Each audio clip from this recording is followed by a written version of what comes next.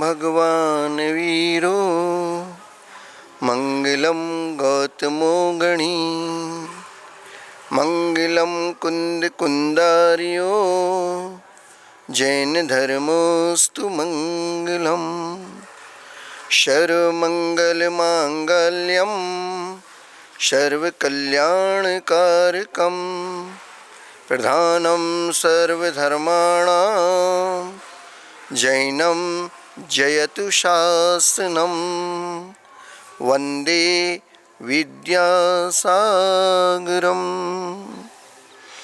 संत श्रोमणी आचार्य भगवंत गुरुदेव विद्यासागर महामुनिराज की जय।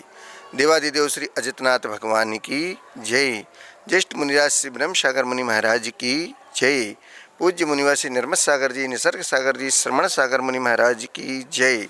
तीन कम 9 कोटि महामुनिराजों की जय। श्री बंधाजी अतिशय क्षेत्र जी की जय। प्यारी प्यारी बब्बात्माओं, आज हम पुनः अपने जीवन को और अच्छा बनाने के लिए एकत्रित हुए हैं, क्योंकि हम सच्चे देवशास्त्र गुरु को मानने वाले हैं। सर्वज्ञ की वाणी, जिनवाणी, गुरुओं की देशना बहुत पुण्योदय से ही प्राप्त हुआ करती है। हम उस पर श्रद्धा करते हैं, भक्ति करते हैं, मानते हैं, इसलिए तो रोज चले आते हैं। सम्यक दर्शन, सम्यक ज्ञान और सम्यक चारित्र की महिमा को हम जानते हैं। उस रत्नत्रय रूप को, उस स्वरूप को हम जानते हैं। उन सच्चे देवशास्त्र गुरुओं की शरण को प्राप्त होते हैं। इसलिए जिन्होंने उस रत्नत्रय धर्म को अंगीकार किया, और वह रत्नत्रयात्मक जो धर्म है वह सर्वदेश और एक देश के भेद से 2 प्रकार का है। महाराज, हम लोग सर्वदेश का त्याग नहीं कर सकते हैं, इसलिए तो आपके दर्शन करने आते हैं। हम एक देश का ही अणुव्रतों का पालन कर सकते हैं, तो अभी हम उसका ही व्रत ले लेते हैं। ऐसा वह श्रावक भी अणुव्रतों को पालन करता है। उस अहिंसामय धर्म का अपने जीवन में अवधारण करते हुए अपने जीवन को और अच्छा और उन्नत बनाता है। ऐसे ही जो कथानक चल रहा है विगत 5-7 दिन से, वह मथुरा नगरी का प्रजापालक महाराजा सूर्यवंश, जो अणुव्रतों का धारी और धर्मात्मा और श्रावक धर्म का पालन करने वाला था। पूछा था कि श्रावक और धर्म दोनों अलग हैं, तो उनकी व्याख्या भी चर्चा अनुसार आपको समय पे बता दी गई थी। उसके पश्चात अष्टमूल गुण का धारी था, तो उन अष्टमूल गुणों की चर्चा प्रत्येक धर्म की अलग अलग आपको बताई थी संक्षिप्त रूप से। उसके बाद जलगालन की, प्रतिक्रमण पाठ की, और अब उसने सामायिक विधि को अंगीकार किया था। तो वो सामायिक विधि कैसे होती है, सामायिक में क्या किया जाता है, क्या ध्यान किया जाता है, ये उसकी चर्चा कल 2 ध्यान की चर्चा की थी। अब उसके आगे आज उस श्रावक धर्म का जो मुनियों का भी है, 6 आवश्यक में सामायिक और श्रावक भी करता है, वह सामायिक। मुनियों का सामायिक चारित्र भी होता है, और आपका नियम रूप सामायिक करते हैं। कुछ समय की मर्यादा को लेकर, वस्त्र आदि की मर्यादा को लेकर, द्रव्य क्षेत्र काल भाव की मर्यादा को लेकर आप सब उसको करते हैं। लेकिन मुनि महाराज का तो सर्वदेश परिग्रहों का त्याग होकर वो केवल समता में ही लीन रहते हैं। समता समारें थुति उचारें, वंदना जिन देव की आदि जो 6 आवश्यक में समता सबसे मुख्य हुआ करता है, और वह सामायिक में लीन रहा करते हैं, समता के धारी हुआ करते हैं। ऐसे मुनिराजों की निर्ग्रंथ गुरुओं की हम हमेशा वंदना करते रहते हैं, प्रणाम नमोस्तु निवेदित करते रहते हैं। ये सारी चीज़ें वह सूर्यवंश का महाराजा नाम का जो मथुरा नगरी का प्रजापालक था, वह सब इनका पालन किया करता था। तभी तो वह सद्ग्रस्त था, उत्कृष्ट श्रावक था, श्रावकों में श्रोमणी था। लेकिन अभी उसकी व्रत प्रतिमाएँ नहीं थीं। चतुर्थ गुण स्थानवर्ती था, लेकिन श्रावक श्रोमणी तो था। सच्चा श्रद्धान देवशास्त्र गुरु पर था, इसलिए वह उन व्रतों का भी निर्दोष पालन करता था जो उसने ग्रहण किए थे। तो अष्टमूल गुण के पालन करने में वह हमेशा तत्पर रहा करता था। प्रहरी ने जैसे ही मध्यरात्रि का घंटा बजाया और ब्रह्ममुहूर्त प्रारंभ हो गया, मनोहर काल प्रारंभ हुआ और महाराजा उठकर बैठे और सबसे पहले अपने प्रतिक्रमण आदि के द्वारा रात्रिकालीन जो भी दोष हुए थे उन अपराधों की निंदा ग्रह आदि की मन वचन का पूर्वक क्षमा याचना करते हुए प्रभु से, उसके बाद पुनः आवर्त करते हुए चारों दिशाओं में एक एक नमोकार मंत्र का कायोत्सर्ग, 3-3 आवर्त और एक एक प्रणाम सर्वोन्नति को करते हुए वह महाराज बैठे, सामायिक में लीन हुए, ध्यान में लीन हुए। वह ध्यान कैसा है, कितने प्रकार का है, ऐसा वह सब विधि को जानते थे और आसन लगाकर बैठ गए। जैसा क्योंकि उनको विरासत में वो संस्कार प्राप्त हुए थे अपने माता पिता से, आज वो संस्कारों को अपनाते हुए उस कार्य को कर रहे हैं, तभी तो सद्ग्रस्त श्रावक बन पाए हैं। हम भी अपने बच्चों को विरासत में वसीयत तो बहुत बड़ी बड़ी दे के जाते हैं, लेकिन साथ में उनको नसीहत भी देकर जाएं, नसीहत भी दें ताकि वो भी संस्कारवान बने और आगे चलकर इस जैन धर्म की ध्वजा को दिग दिगंतर तक फहराने का प्रयास और पुरुषार्थ करें और वो भी एक अच्छे सद्ग्रस्त श्रावक बने और श्रावक बनकर भगवान की भक्ति कर कर एक दिन वो भी भक्त से भगवान बन जाएं। ऐसी हमारी भी भावना है। जो आएगा वही तो पाएगा, प्रभु के गुण गाएगा। ऐसा वह श्रावक शूरवंश नाम का महाराजा अपनी सामयिक की विधि में लीन था, उस ध्यान को ध्या रहा था। जो 2 ध्यान कल आपसे हमने चर्चा की थी, आपने पूछा था, तो वह 4 प्रकार का ध्यान हुआ करता है। आर्त ध्यान, रौद्र ध्यान, धर्म ध्यान और शुक्ल ध्यान, ये 4 प्रकार का ध्यान होता है।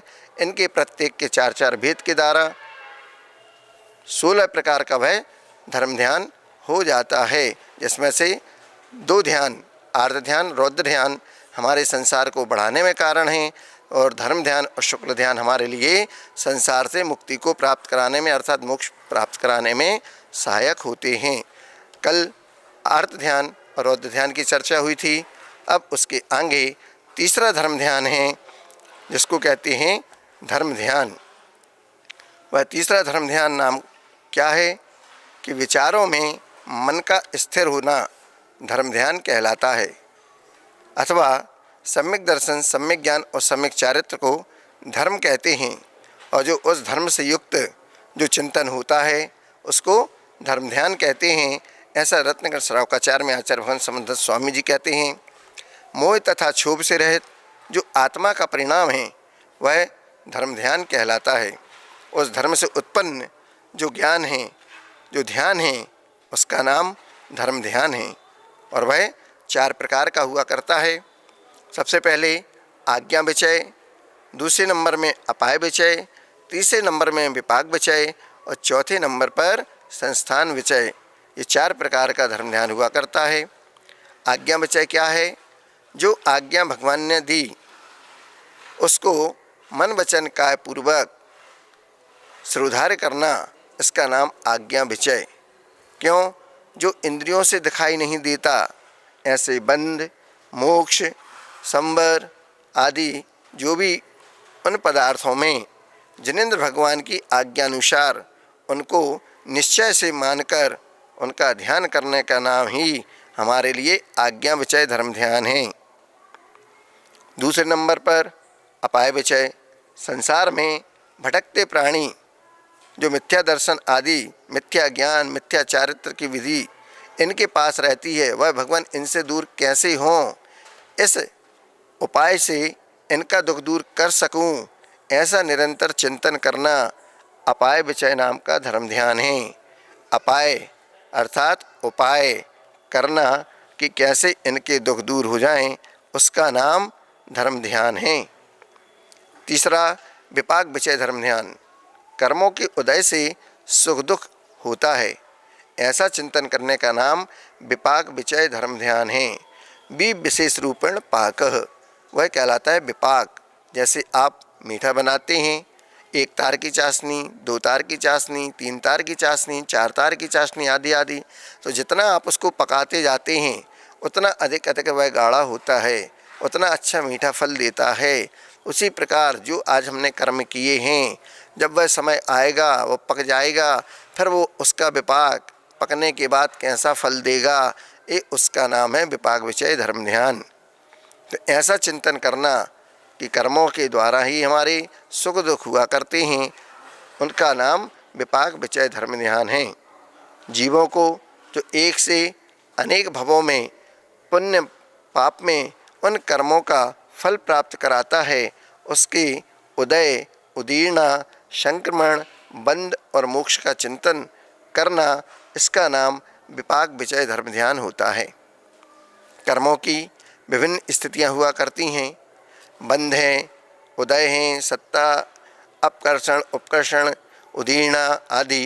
तो इनका क्या अर्थ होता है?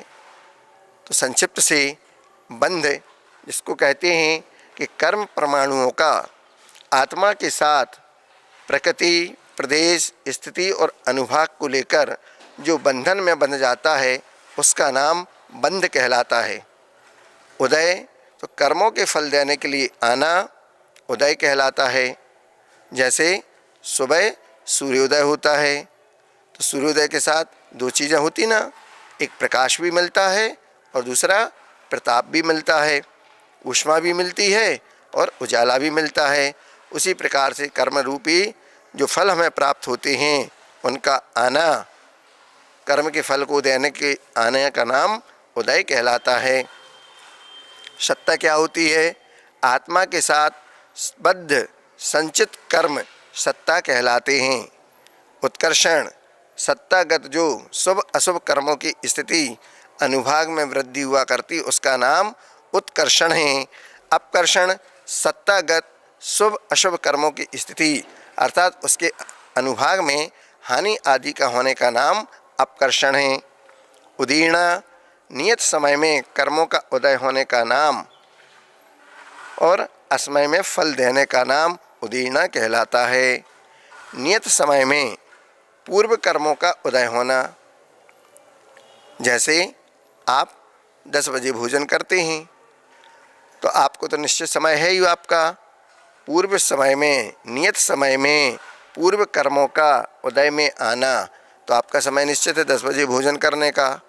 लेकिन कहीं से खुशबू बहुत अच्छी आ गई, कहीं भोजन बन रहा होगा, और उस खुशबू को देखकर, उसकी सुगंधी को लेकर आपको 9 बजे से उसकी उदीर्णा होने लगी कि अब सहन नहीं हो रहा, अब तो भूख लगाई, अब तो भोजन करना जाना है। तो असमय में आप भोजन करने पहुंच गए, उसका उदीर्णा हो गई।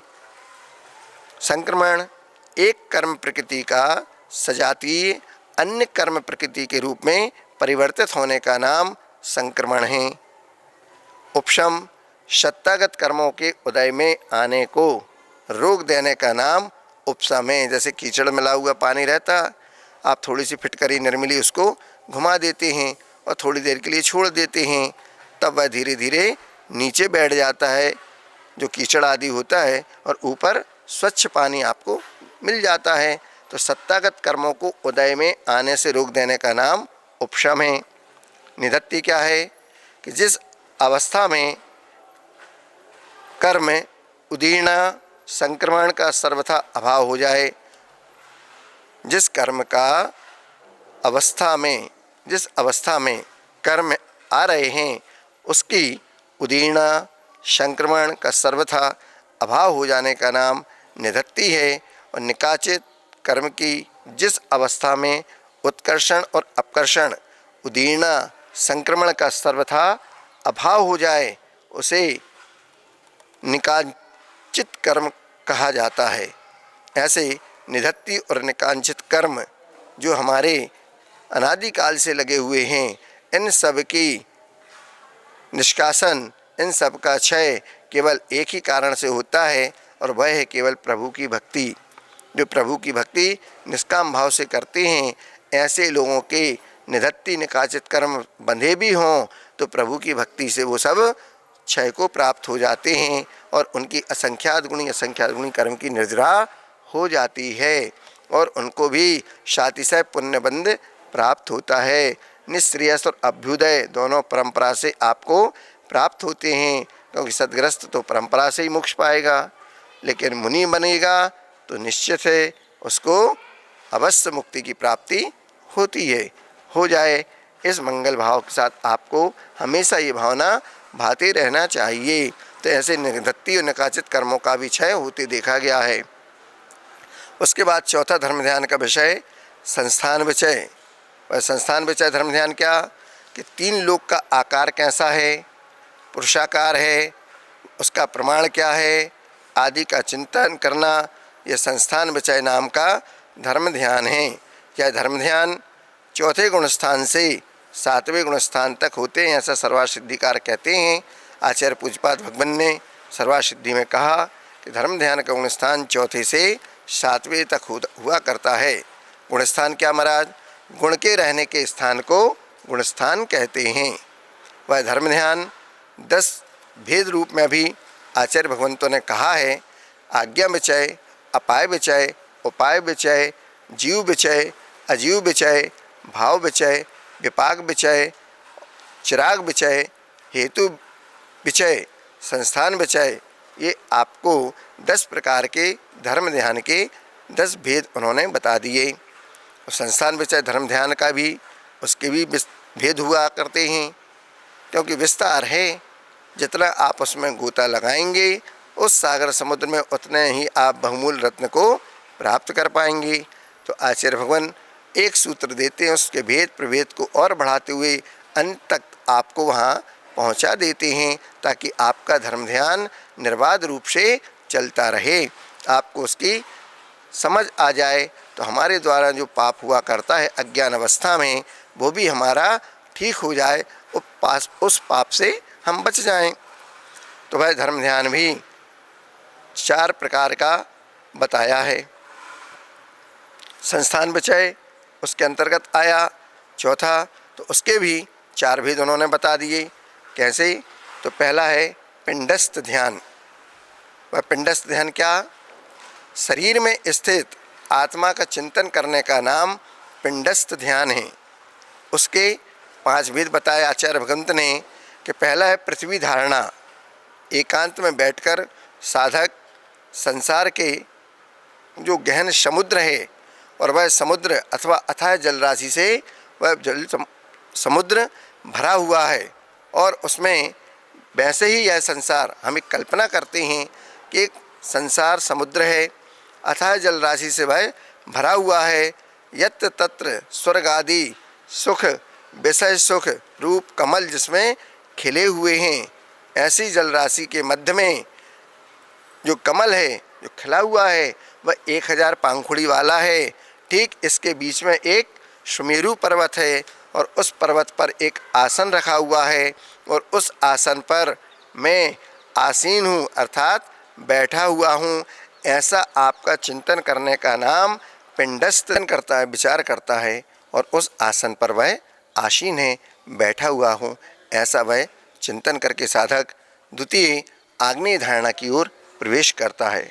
आगे साधक विचार करता है कि अपने नाभि मंडल में एक कमल विराजमान है, उसमें 16 पंखुड़ियाँ हैं, जिनमें क्रमशः आ आदि 16 अक्षर लिखे हुए हैं। 16 पंखुड़ी पर आपको 12 खड़ी आदि, आ अनार का आ ई उ ई इर आदि ये अक्षरों को विराजमान करते हुए 16 अक्षर को उस 16 पंखुड़ी पर विराजमान करना है। फिर कमल की पंखुड़ी एक कणिका में ही महामंत्र नमोकार को विराजमान करना है। ऐसे कमल की पंखुड़ी कणिका में ही महामंत्र विराजमान करेंगे।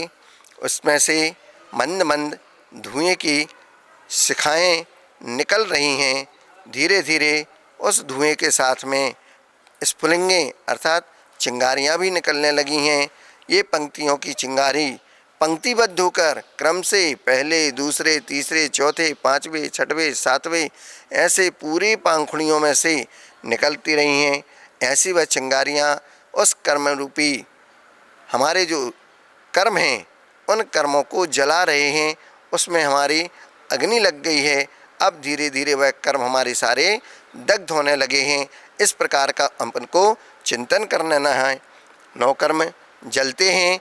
9 कर्म जलने के बाद सब कुछ जल गया, मात्र फिर उसमें भस्म मात्र रह गई, और वह भस्म शेष पड़ी है। इस प्रकार से हमने इसका चिंतन किया। पहला पिंडस्थ ध्यान था, दूसरा आग्नेय धारणा थी, तीसरे ही क्रम में वायु धारणा है। इसके बाद साधक ध्यान करता है, चिंतन करता है कि भगवान महावेगवान, बहुत जोर की आंधी आ रही है, बवंडर उठ रहे हैं और वहाँ से उन वायु जो पर्वतों को भी कपा दे, कंपित करती हुई चल रही, और जो शरीर आदि की हमारी भस्म है उसको भी वह तत्काल उड़ा देती है। या महामेघवान वहाँ पर उस भस्म को उड़ाने के बाद शांत हो जाती है। चतुर्थ क्रम में फिर जल धारणा आती है। इसके बाद ध्यानी चिंतन करता है कि बिजली हो, बहुत जोर से आकाश में चमकती है, कड़कती भी है और इंद्रधनुष आदि को भी बनाती है, तो वहाँ से वह मूसलाधार बारिश भी हो रही है। वह जल शरीर को जलने में जो उत्पन्न हुआ भस्म आदि उसको सबको प्रक्षालित कर देता है, जमीन भूमि को शुद्ध कर प्राशुक कर देता है और शुद्धिकरण कर दिया करता है। ऐसे तत्व रूपी धारणा तत्पश्चात ध्यानी पुरुष अपनी उस सप्त धातु से रहित पूर्णिमा के चंद्रमा के समान आभा वाला, प्रभा वाला सिंहासन पर विराजमान है। दिव्य अतिशयों से युक्त है, कल्याणकों की महिमा से सहित है। मनुष्य और देव जिसके चरणों में आकर नम्रीभूत हैं, प्रणाम कर रहे हैं, वह कर्म कलंक से रहित है। ऐसा चिंतन करने वाला वह साधक उसके पश्चात अपने शरीर में स्थित आत्मा को अष्ट कर्मों से रहित जानकर पुरुषाकार ऐसा चिंतन करता है। ऐसा वह महाराजा सूर्यवंश अपनी सामयिक में लीन हुआ है, बैठा है और चिंतन कर रहा है। उसके पश्चात पदस्थ ध्यान आता है। ये तो ध्यान के भेद बताए थे। अब पदस्थ ध्यान और एक अक्षर को भी आप आदि लेकर अनेक प्रकार के पंच परमेष्टि के वाचक मंत्र और भी पवित्र मंत्रों का, ह्रीम आदि 24 तीर्थंकरों के मंत्रों का, उनके पदों का उच्चारण करके जो ध्यान किया जाता है उसे पदस्थ ध्यान कहते हैं। जैसे ओम, अरहम, ह्रीम आदि 24 तीर्थंकर भगवंतों के जो ये बीजाक्षर हैं, इनका भी आप ध्यान कर सकते हैं। ये पदस्थ ध्यान के अंतर्गत आते हैं, जिसको योगीश्वर अनेक पवित्र मंत्रों के अक्षर स्वरूप पदों का अवलंबन लेकर चिंतन करते हैं, उसे पदस्थ ध्यान कहते हैं। किसी नियत स्थान पर नासिकाग्र या ललाट पर उसके मध्य में मंत्र को स्थापित करके उसके देखते हुए चित्र को एकाग्र करने का नाम पदस्थ ध्यान है। हृदय में 8 पांखुड़ी वाला कमल का चिंतन करने का नाम पदस्थ ध्यान है। और 8 पत्रों में से 5 पत्रों पर नमोकार मंत्र को स्थापित करके उसका चिंतन करने का नाम पदस्थ ध्यान है। इसी प्रकार ह्रीम बीजाक्षर तीर्थंकर ऋषवादि से महावीर पर्यंत तक 24 तीर्थंकर अपने अपने वर्णों रंगों से युक्त हैं, उनका ध्यान करें। 2 गोरे 2 सांवले, 2 हरियल 2 लाल, से 16 कंचन वर्ण समान, इस प्रकार से 5 रंगों के 24 तीर्थंकर भगवंतों का हमारा जो वर्ण है उस पर भी आप ध्यान को एकाग्र कर सकते हैं। और रूपस्थ ध्यान समूह शरण में विराजमान अनंत परमेष्टि के स्वरूप का चिंतन रूपस्थ ध्यान है। इस ध्यान में 12 भावनाओं के 12 सभाओं के मध्य में विराजित जो तीर्थंकर प्रभु हैं, अष्ट प्रातिहारों से युक्त हैं, अनंत चतुष्टय से युक्त हैं आदि, उनके साथ वैभव पूर्ण पूरी 12 सभाएँ हैं, उसका भी चिंतन हम करें। अनंत परमेष्टि के स्वरूप का चिंतन करें, पंच कल्याणकों का उनका चिंतन करें आदि आदि, तो भी हमारा यह रूपस्थ ध्यान के अंतर्गत आता है। आज के लिए इतना ही पर्याप्त समझता हूँ। शेष आगे समय रहेगा तो आपसे फिर मिलेंगे। तब तक के लिए आप सब सामायिक में लीन रहें और चिंतन करते रहें इस मंगल भाव के साथ कि हम सबके कर्मों का क्षय हो। प्रभु की आराधना करें। और अपने चतुर्थ ध्यान के अंतर्गत एक रूपति ध्यान भी आता है। रूपति ध्यान अमूर्त, अजन्मा, इंद्रियों के अगोचर ऐसे परमात्मा का सिद्ध परमिष्टि का ध्यान करता है। पुनः वह योगी अपनी आत्मा को ही शुद्ध एवं निरंजन निर्विकार परमात्मा स्वरूप चिंतन किया करता है कि मैं ही सर्वज्ञ हूँ, सर्वव्यापक, सिद्ध हूँ इत्यादि रूप से अपनी शुद्ध आत्मा का वह ध्यान करता है। इस प्रकार ध्यानी रूपातीत ध्यान में सिद्ध परमिष्टि के ध्यान का अभ्यास करके शांति की अपेक्षा से, शक्ति की अपेक्षा से अपने आप को भी उनके समान मानकर, जानकर, क्योंकि आप पढ़ते भी हैं मम स्वरूप है सिद्ध समान आदि, अपने आप को उनके समान व्यक्त करने के लिए उसमें अपने आप को लीन करता है और व्यक्त करने के लिए, अपनी आत्मा को प्राप्त करने के लिए अपने आप उसमें लीन होकर ध्यान करता है। तब आप ही कर्मों का नाश करके व्यक्त रूप से सिद्ध हो जाता है। ऐसा वह ध्यान उन मंत्रों को अपने आप में अवधारित करता हुआ प्रभु का ध्यान करता है। ध्यान के लिए मंत्रों को शरीर में 10 स्थानों पर स्थापित करना चाहिए, ऐसा भी आता है। नेत्रयुगल, दोनों कान, नासिका का अग्रभाग, ललाट, मुख, नाभि, मस्तक, हृदय, तालु, दोनों भौहों के मध्य का स्थान, इन 10 स्थानों पर मंत्र में से किसी एक स्थान में अपने ध्येय को स्थापित करके शरीर के उन 10 स्थानों में उन मंत्रों को स्थापित करें किसी भी एक स्थान पर और उस पर ध्यान एकाग्र करें। क्योंकि विशेष जानकारी के लिए ज्ञानार्णव ग्रंथ राज है, उसमें भी आप उसका आगे और विस्तार रूप देख सकते हैं। ह्रीम आदि का ध्यान किस प्रकार करना चाहिए? तो ह्रीम का ध्यान, जो ह्रीम बीजाक्षर हैं उसमें 20 तीर्थंकर विद्यमान, 24 तीर्थंकर भगवान समाहित हो जाते हैं और उनका स्मरण सामायिक में अलग अलग रंगों में भी हम कर सकते हैं। ऐसे 24 तीर्थंकर सफ़ेद रंग के श्री चंद्रप्रभु भगवान और पुष्पदंत भगवान, श्याम वर्ण में श्री नेमिनाथ भगवान और मुनि सुब्रतनाथ भगवान जी, हरे रंग में सुपाशनाथ जी और पाशनाथ भगवान जी, लाल वर्ण में पदम प्रभु जी और बांसपूज्य भगवान जी, और पीत वर्ण में अर्थात 16 जो स्वर्ण समान कंचन वर्ण वाले तीर्थंकर हैं, 2 गोरे 2 सांवले, 2 हरियल 2 लाल, शेष 16 कंचन स्वर्ण समान, इस प्रकार का जो दोहा है वह ऐसे 5 वर्ण में हमारे 24 तीर्थंकर प्रभु हैं जो ह्रीम बीजाक्षर में समाहित करके आप उसका भी ध्यान कर सकते हैं।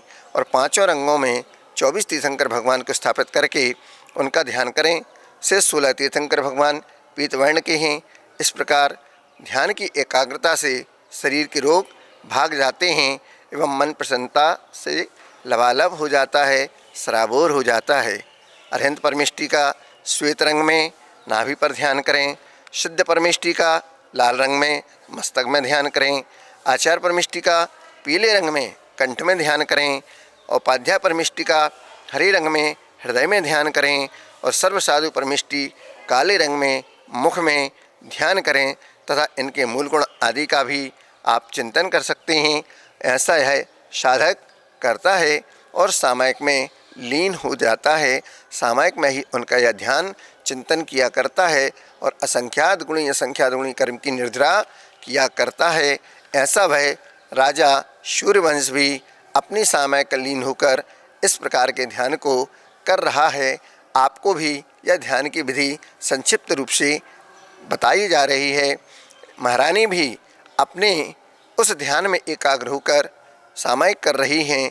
दोनों धर्मपति पत्नी महारानी अपनी और राजा सूर्यवंश महाराज अपने दोनों सामायिक में लीन हैं और प्रभु का चिंतन कर रहे हैं। इसके बीच में सामायिक का वंदना का भी आप लाभ ले सकते हैं। वैसे देखा जाता है कि मिथ्या दृष्टियों को भी तो धर्म ध्यान होता है, पर ये मोक्ष का प्रकरण है, इसलिए मोक्ष मार्ग में सम्यक दर्शन के बिना प्रारंभ ही नहीं होता है। अतः धर्म ध्यान के लिए सम्यक दृष्टि होना अनिवार्य हुआ करता है। मिथ्या दृष्टि को जो ध्यान होता है उसे स्वभावना कह सकते हैं, लेकिन वह धर्म ध्यान नहीं होता है। उसमें ध्यान, अनुप्रेक्षा, भावना और चिंतन, ये 4 चीज़ हुआ करती हैं। इनमें अंतर क्या है? तो ध्यान, अनुप्रेक्षा, भावना, चिंतन लगभग एक ही है, एकार्थवाची हैं, लेकिन भावना ध्यान की ये अलग हुआ करती है। जिन परिणामों में स्थिरता हुआ करती है उसका नाम तो ध्यान है।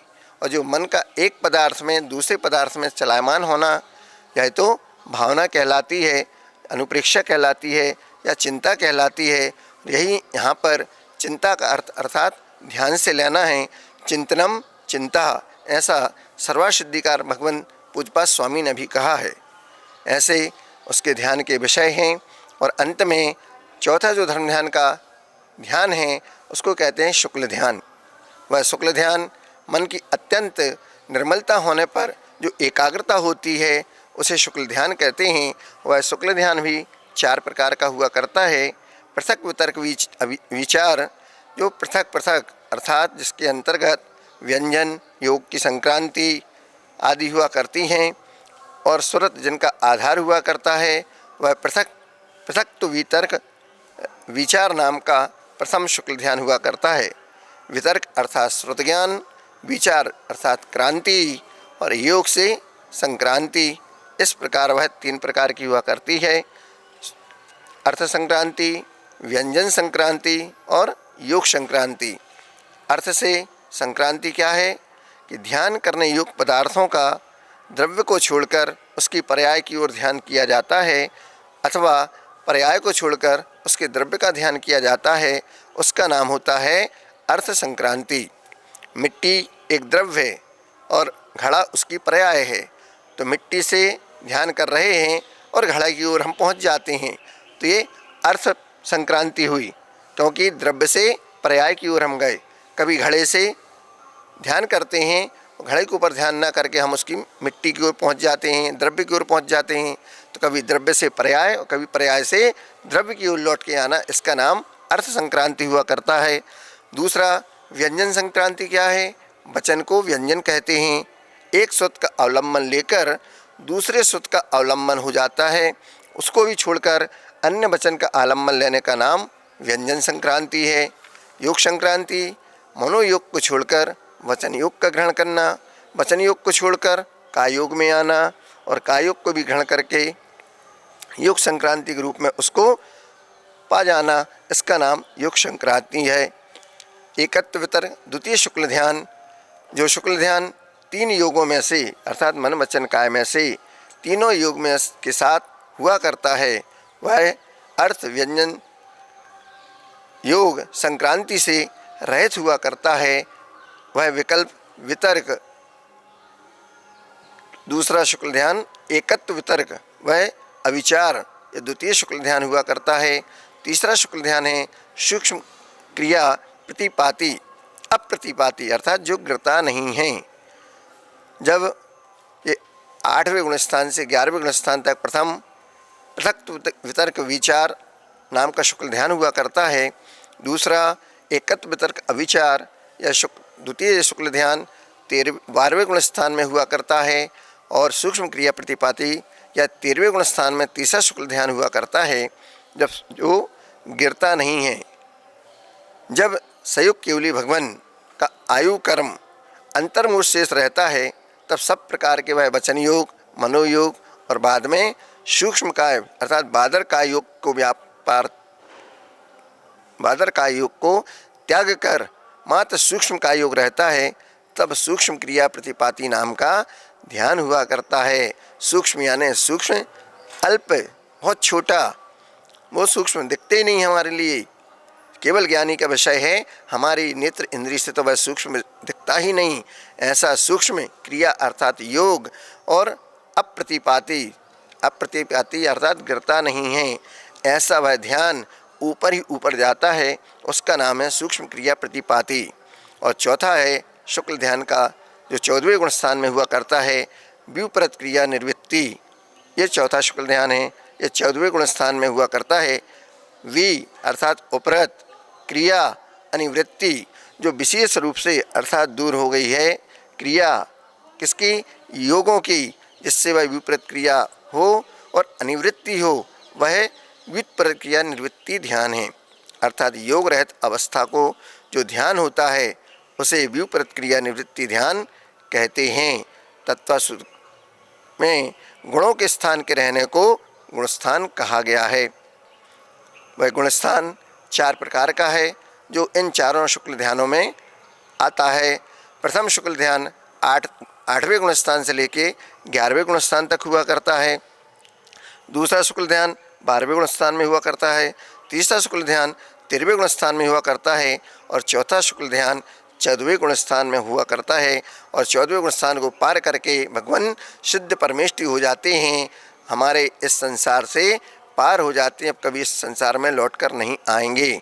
ऐसा वह ध्यान करते हुए वह राजा सूर्यवंश भी अपने कर्मों की निर्जरा करता है और ध्यान के 4 अधिकारों पर उसका अधिकार भी जमा हुआ है। ध्यान करने वाला वह धन्यता को प्राप्त होता है। ध्यान किसका होता है? चिंतन क्रिया ध्यान है। ध्यान का फल क्या है? तो संवर एवं निर्जरा है। और उस ध्यान का ध्येय क्या है करने वाले को? तो वो जानता है कि इस ध्यान को करने से, चिंतन करने युक्त पदार्थ जो हमने किया है, इससे हमारे लिए कर्म की निर्जरा और हमारे लिए मोक्ष पद की प्राप्ति होगी। आज नहीं तो कल हम भी इन अणुव्रतों व्रतों से आगे बढ़ते बढ़ते महाव्रतों की ओर पहुँचेंगे, तब जाकर हम उस पंच परमेष्टि के स्वरूप को पा पाएंगे। अभी तो केवल अपने ध्यान के माध्यम से हम अपने उन कर्मों को जलाने का प्रयास करते हैं ताकि हम महाव्रतों की ओर वहाँ तक पहुँच सकें। इस मंगल भाव के साथ आप सबको भी उस व्रत की प्राप्ति हो। ध्याता कैसा हो? जो पंचशील का व्रत पालन करने वाला हो, पापों से दूर हो, हिंसा, झूठ, चोरी, कुशील परिग्रह से रहित हो, और क्या तो जो मौन आदि की साधना करता हो, ऐसे व्यक्ति को उसकी साधना का फल बहुत जल्दी प्राप्त होता है। आपको भी मिले इस मंगल भाव के साथ। अहिंसा परमो धर्म की जय।